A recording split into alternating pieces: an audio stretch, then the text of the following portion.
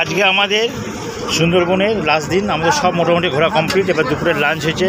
এবার লাঞ্চে দিয়েছে কি দেখুন, চিকেন ইলিশ মাছ বিরিয়ানি, ইলিশ বিরিয়ানি, তার সাথে দেবে চিকেন চাপ, চিকেন বা কষা, যাই হোক যে কোনো একটা। হ্যাঁ, এই দিচ্ছে দেখুন, সবাই মিলে আমরা খাচ্ছি, এরা পরিবেশন করছে, সবাই খাচ্ছি আমরা।